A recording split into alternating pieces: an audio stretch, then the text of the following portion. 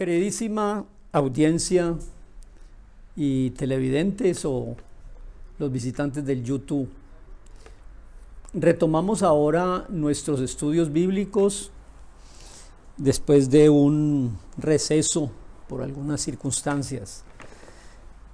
Y el primer tema a tratar es sobre los buscadores. Hay una inquietud maravillosa con respecto a la razón por la cual Dios nos da el privilegio de vivir.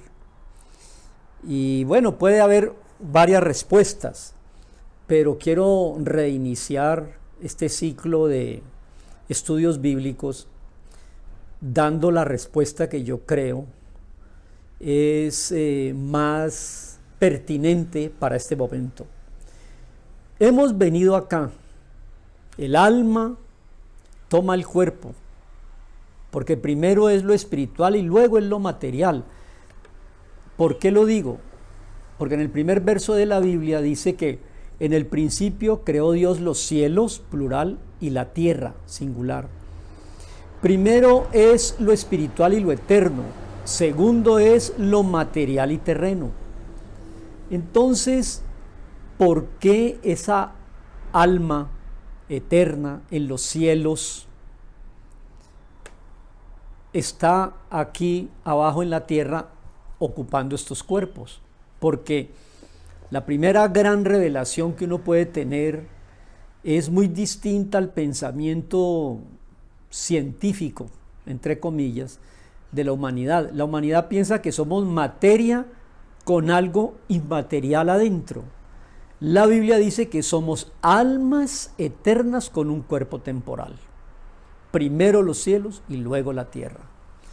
¿Y a qué vinimos? Bueno, hay varias razones, pero la primera que yo quiero responder en este nuevo ciclo de estudio bíblico, vinimos a buscar. ¿A buscar qué? El alma, el sentido de la vida, el propósito de la vida, la trascendencia, la eternidad. Salomón es un gran sabio. Yo pienso que, exceptuando a Jesús, declarando a Jesús fuera de concurso, entre los hombres que han existido, Salomón ocupa, por lo menos está en el podium, está entre los tres más sabios. Y él dice en uno de sus libros escritos, que lo recomiendo, Eclesiastés, dice que en el interior de todo hombre hay un sentimiento de trascendencia y eternidad, así fuimos creados. De ahí se puede inferir, aunque no es el tema de hoy, que esa alma eterna en los cielos encontró esta corporalidad aquí en la tierra. Entonces, ¿a qué vinimos? A que el alma encuentre el sentido y la trascendencia mientras está en el cuerpo. Pero bueno, tantas religiones que dan otras respuestas, tantas filosofías que dan otras respuestas, tantas mitologías que dan otras interpretaciones. ¿Cuál es la verdad? Y por eso he invitado yo en este estudio bíblico de reinicio a un buscador que pienso yo es el más significativo de todos los buscadores. La ciencia está buscando, la filosofía está buscando, las tradiciones están buscando, hay algunos iluminados que se autodenominan poseedores de la verdad, pero ¿quién de verdad es un buscador nato, primigenio y admirado? Y se va a sorprender usted. Les presento a Jetro, si lo entendió bien. Jetro es el gran buscador. Jetro es el suegro de Moisés. Dejémoslo allí por ahora. Eso como reinicio al tema de los buscadores. Y espero que Dios, a través de su poder y su espíritu, le toque el corazón si usted está en esa búsqueda, si no tiene sentido lo que hace, si no ha encontrado un propósito en la vida, si no sabe para dónde van estas cosas, si tiene incertidumbre acerca del futuro, si le perturba o le preocupa el destino de los queridos de su familia, sus hijos, sus nietos, sus bisnietos. Quiero darle respuesta hoy. La respuesta que encontró Jetro, el buscador, para mí, insignia, un ícono de los buscadores. Eso por un lado. Por otro lado, quiero responder a la inquietud más grande que tiene la humanidad. Ya respondimos quién es el buscador desde mi punto de vista, con el respeto suyo. Escríbame en el YouTube si tiene inquietudes para establecer un diálogo. ¿Cuál es la pregunta más antigua? Yo creo que la pregunta más antigua que la gente se formula es: ¿por qué se sufre? ¿Por qué hay tanto sufrimiento en esta vida? Es más, la definición que le dan los griegos a la historia es que es caótica, dialéctica y cíclica. Lo primero que dicen de la historia es que es caótica, es la historia de las crisis, la historia del sufrimiento, las historias de las guerras. ¿Por qué sufren los buenos y por qué a veces a los malos les sonríe la vida? Preguntas, yo diría, trascendentales que uno se formula. ¿A qué vinimos? A buscar la trascendencia. Gracias, Jetro, ya lo vamos a ver. ¿Por qué se sufre? Bueno, ahí tengo una respuesta maravillosa para ustedes. Cuando usted quiere conocer el sufrimiento, pienso yo, si ha tenido algún conocimiento de la Biblia o ha estado cerca de buscadores religiosos o lecturas bíblicas, cuando se habla de sufrimiento, yo creo que viene a la mente en primer lugar Job, el patriarca Job. Job sufrió, perdió sus hijos, perdió su ganado, perdió sus tierras, perdió su salud, perdió su reputación, lo perdió todo y al final fue recompensado. En el libro que lleva su título Job se encuentra la explicación de un hombre bueno, Job, un hombre bueno. ¿Qué sufrió? En ese libro hay respuesta al sufrimiento. Así que yo quiero hablar del primer buscador y de la gran pregunta de por qué se sufre. Ahora viene otra pregunta: ¿cuál es el más antiguo de los libros escritos? Alguien diría, un poco sin pensar mucho, que es Génesis. Génesis es el primer libro escrito por Moisés en la Biblia, pero no es el más antiguo. No es el más antiguo. El libro más antiguo escrito lo escribió también Moisés. Ustedes saben que Moisés escribió el Pentateuco, los 5 libros: Génesis, Éxodo, Levítico, Números y Deuteronomio.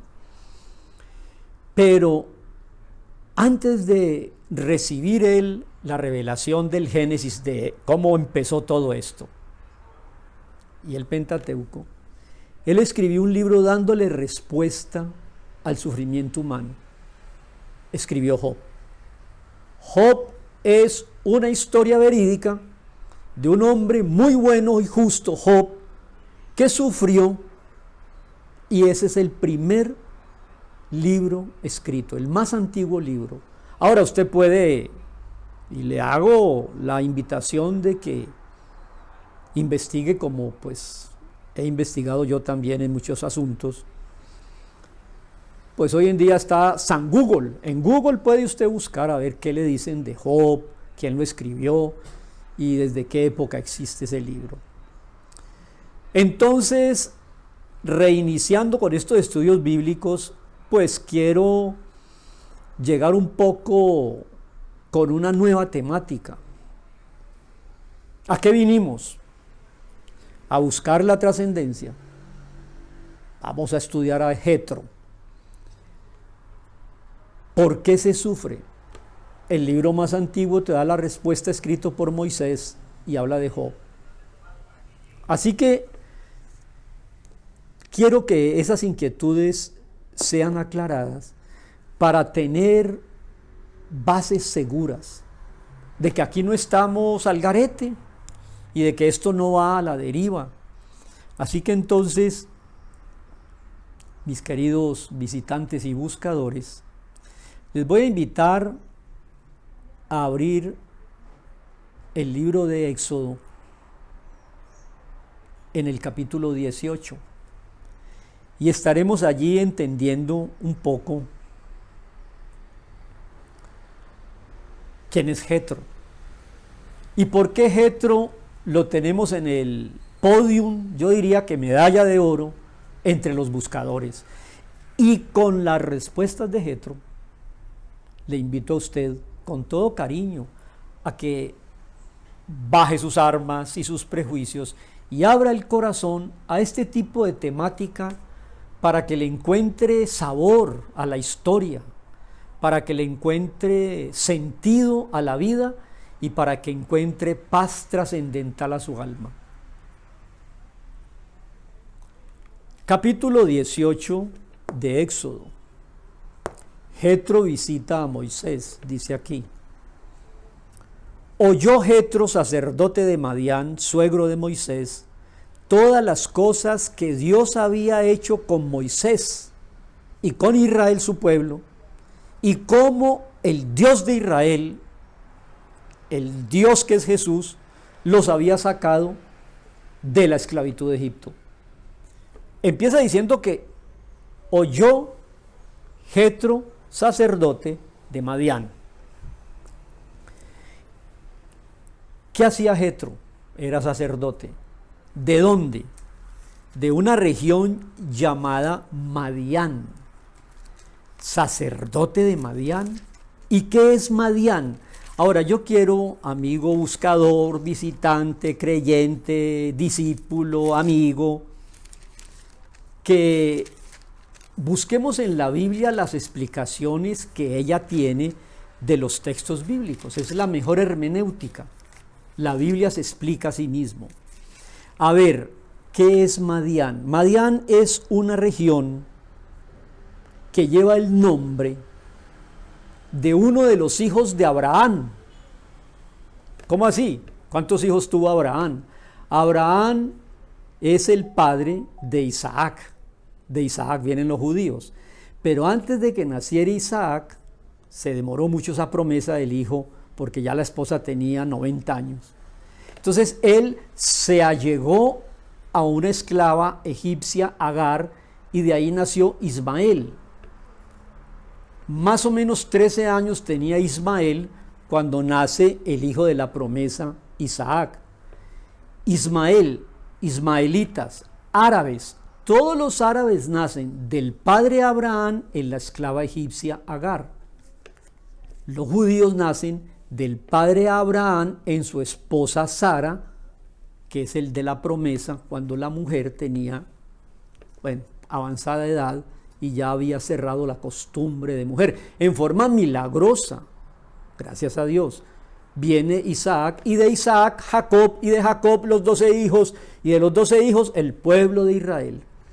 Por eso siempre hay conflicto entre el hijo de la concubina Agar egipcia, Ismael, árabes, y el hijo de la legítima Sara, Isaac, y los judíos. Siempre habrá ese conflicto, pero ese no es el tema. Pero resulta que la primera esposa de Abraham es Sara, la segunda es Agar, y la tercera está en Génesis 25. Cetura, dice así, y usted, como es buscador, quiero que juntos incursionemos en estos temas apasionantes, donde se han investigado en otras fuentes sabias, pero escasas de consultar por mucha gente. Pero yo me he dado a la tarea, que es un privilegio, de dar estas explicaciones. ¿Por qué se sufre y a qué vinimos? A buscar la trascendencia. Verso 2 del capítulo 25 de Génesis dice que Cetura dio a luz a Simram, Joksán, Medián, Madián, Isbac y Súa. difíciles nombres. Pero ahí está Madián. ¿Y dónde se ubicó ese hijo Madián? Pues si usted sigue leyendo, dice que Abraham se llevó esos 6 hijos, ¿no? 1, 2, 3, 4, 5, 6 hijos. O sea que ¿cuántos son los hijos de Abraham? Pues hombre, en Agar tuvo a Ismael, en Sara milagrosamente a Isaac, y 6 aquí en esta lista son 8 hijos de Abraham. ¿Y qué pasó con esos hijos de Abraham? Versículo 6. Pero a los hijos de sus concubinas dio Abraham dones. Abraham los separa de Isaac, porque Isaac tiene que heredar la tierra prometida, no Ismael. Por eso están peleando por esa tierra y la explanada del templo, no de las mezquitas. Pero eso es otro tema. Ese es el conflicto que hay entre árabes y judíos o palestinos, ¿no? Porque ellos lo llaman a ese lugar la explanada de las mezquitas, porque mezquita es el templo árabe, y los judíos y la Biblia lo llama la explanada del templo, porque ahí van a construir el tercer templo. Y estos son temas apasionantes, pero sigamos. Entonces, ¿cómo les parece que dice el verso 6 de Génesis 25? Los hijos de sus concubinas les dio dones y los envió lejos de Isaac, porque la herencia de esa tierra es de Isaac, no es de Ismael ni de estos 6 hijos. Y fíjese, los envió lejos de Isaac, su hijo, mientras él vivía. Los llevó a esos 6 hacia el oriente, a la tierra oriental. ¿Qué quiere decir hacia el oriente, tierra oriental? Pues quiere decir al lejano oriente. A ver, Pastor Brown, entonces Abraham es el padre de los árabes, sí. Abraham es el padre de los judíos, sí. Y Abraham es el padre de los del lejano oriente, sí. Hinduismo, sintoísmo, animismo, astrología, astronomía, yin y yang, carta astral, influencia de los astros, plantas medicinales, meditación, búsqueda de la iluminación, faquirismo, todas esas culturas del lejano oriente tienen su origen en Abraham. ¿Por qué lo dice usted? Pues mi querido buscador, aquí yo le doy ciertos tips para que usted también se aventure a investigar.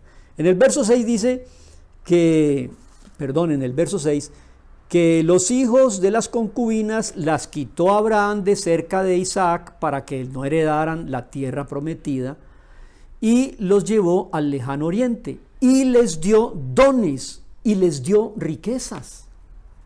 Pero en el verso 5 dice que Abraham le dio todo cuanto tenía a Isaac, el hijo de la promesa. Todo cuanto tenía, ¿qué era? Todo cuanto tenía. Era multimillonario Abraham, billonario o trillonario dirían hoy. Y entonces, ¿qué quiere decir con eso?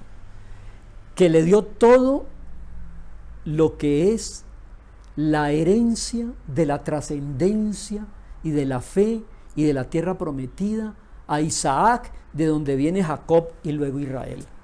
Y los demás los alejó para que no tuvieran ningún tipo de herencia con respecto a eso. ¿Por qué hizo eso el padre Abraham? Porque el padre Abraham es el primer patriarca que con él se inicia el monoteísmo, un solo Dios. Dicen que hay 3 religiones monoteístas, ¿no?, que nacen con Abraham: el judaísmo, el islam y el cristianismo. Así que, por definición, nosotros no somos personas que adoran varios dioses ni ídolos. Tenemos en Jesús el Dios único. O sea que Dios es Jesús y Jesús es Dios. Sí, señor. Pero esos otros temas. Como estamos hablándole a buscadores, Jetro, dice el verso 1, oyó Jetro, sacerdote de Madián, suegro de Moisés, todas las cosas que Dios había hecho con Moisés. Si era sacerdote de Madián del lejano oriente, él conocía todas las filosofías, religiones e ideologías, más de 3 millones de ídolos del lejano oriente. Y Jetro era el conocedor profundo de eso, era un buscador de la verdad. Escúcheme, por favor, mire. Yo empiezo enseñando y termino predicando. Pero vuelvo a la enseñanza. El más grande de los buscadores es Jetro, sacerdote de Madián. ¿Conocía Jetro la influencia de los astros y la carta astral y los horóscopos? Sí. Y buscó Jetro en el hinduismo y en el animismo y en las hierbas y en la medicina ancestral y en el holismo y en el animismo y en el yin y el yang. Sí. Él era un extraordinario buscador, llegó a ser sacerdote de Madián, descendiente de Abraham. Vivía en un lugar y allí Moisés fue a buscar refugio cuando fue expulsado de Egipto y se casa con la hija de él, de Jetro.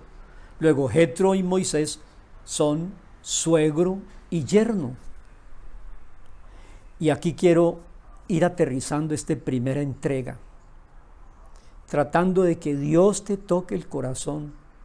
¿Para qué vas a buscar en filosofías, en ciencias o en pseudociencias o en teorías o en el lejano oriente o en el cercano oriente? No lo busques, que Jetro te va a dar aquí la respuesta. Él oyó lo que el Dios de la Biblia, Jesús o Jehová, hizo en el pueblo de Israel y se fue a buscar a Moisés para creer en ese Dios. ¿Podríamos decir entonces que Jetro es el gran buscador y el primer creyente? Yo podría decir que sí. Yo podría decir que sí. Jetro es el nombre nuevo. Él tenía un nombre anterior que quiere decir elevado, buscador de la esencia primaria, buscador de las razones sin razón, buscador de las causas sin causa, buscador del motor inmóvil, de primera fuerza. Entonces estuvo allá y conoció todo eso y oyó, 2 cosas oyó: que el Dios de Israel, a través de Moisés, su yerno, sacó a Israel de la esclavitud de Egipto. Entonces él se sorprendió como buscador: ¿cómo es posible que el Dios de mi yerno intervenga en la historia? Si los dioses de todo el resto del mundo y de todo el resto de religiones y filosofías invita a la meditación, al renunciamiento y a la mística. ¿Cómo así que oyó Jetro, sacerdote buscador de Madián, todo el oriente, suegro de Moisés, todas las cosas que había hecho el Dios de Moisés con Israel, su pueblo, y cómo lo había sacado de la esclavitud de Egipto? Primera gran lección: no busque más. Vaya a Jesús, que él interviene en la historia. Los demás es misticismo, es un escape, un escapismo, es una droga, es un ídolo.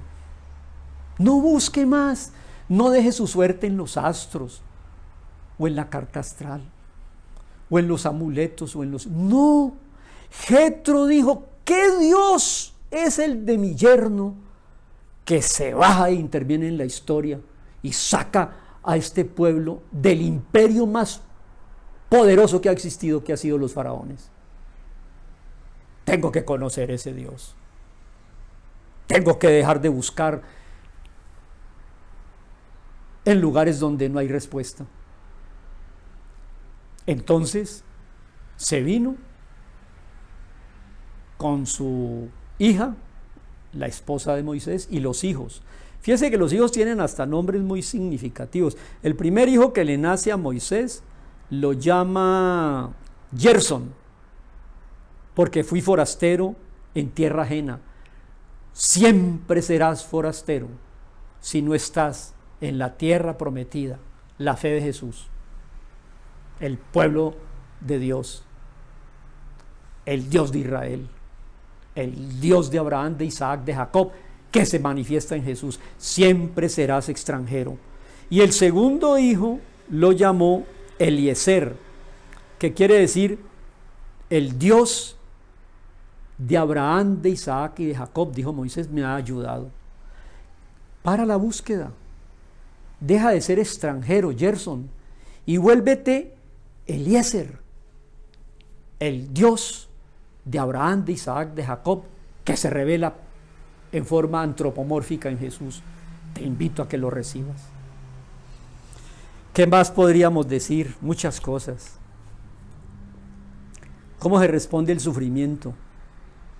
Si tú, por alguna razón, no conoces al Dios del que habla el libro de Job, seguirás siendo un forastero que no le encuentra sentido a esto. Pero si tú encuentras, y eso es mi llamado, al Dios de Moisés, que habló de Jesús.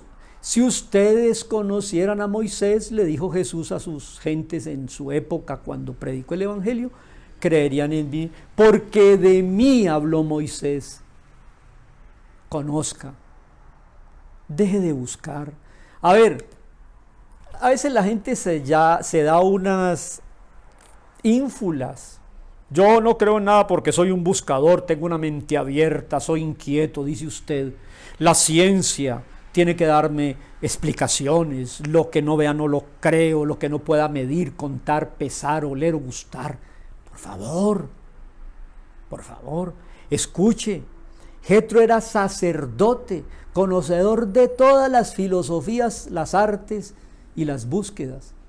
Y oyó que hay un Dios que se interesa en un pueblo para sacarlo de la esclavitud e interviene en la historia.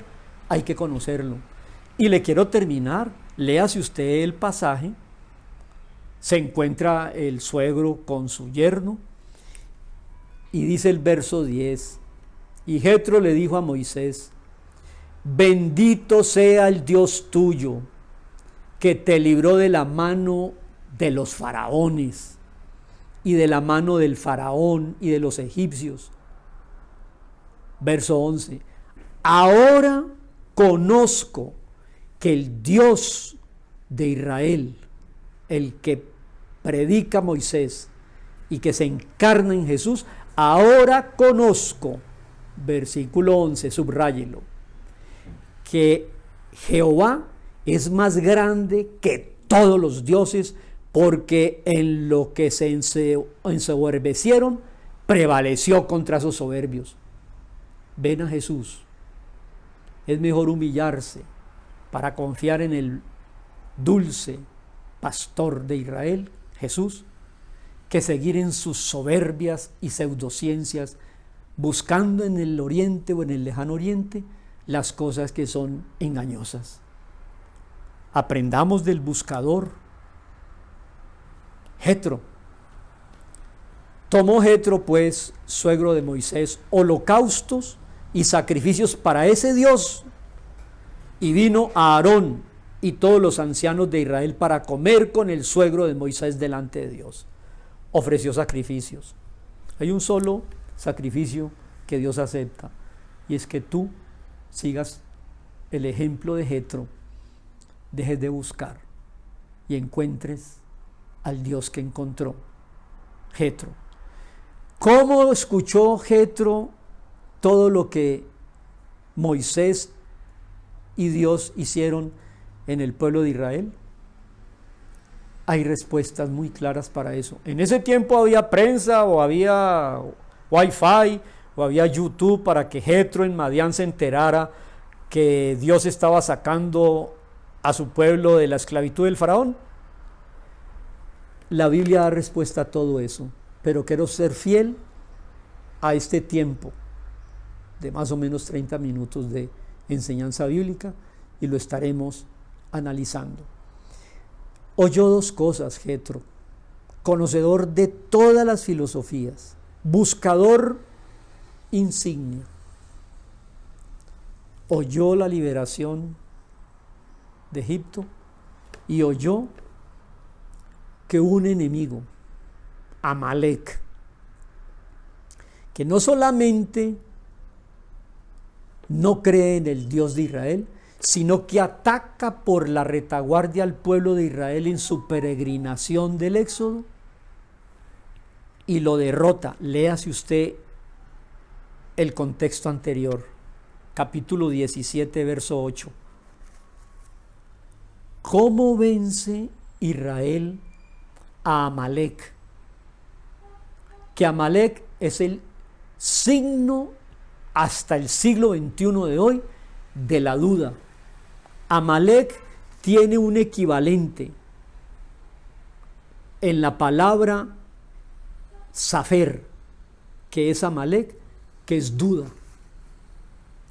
Todo el que duda del único Dios verdadero que encontró Jetro está sirviéndole a Amalek. ¿Y cómo se venció a Amalek? Ahí está, en el capítulo 17, verso 8 al 16, con la oración. Querido buscador, en este tema inicial, Jetro, el primer buscador, te quiero dejar la conclusión. Dale el crédito a Jetro. Quita todos los dioses. Ahora conozco que el Dios de Israel es más que todos los dioses juntos. Y ven a Jesús. Y en medio de las circunstancias de tu vida, la oración es la fuente primaria de poder. ¿Qué tan lejos está Jesús de tu corazón? Tan lejos como una oración. Señor Jesús, ven a mi vida. Quiero confiar en ti. Terminar mis búsquedas engañosas y confiar plenamente en el Dios de Abraham, Isaac, Jacob, Israel, que se manifiesta en el Nuevo Testamento en Jesús. Amén. Bendiciones.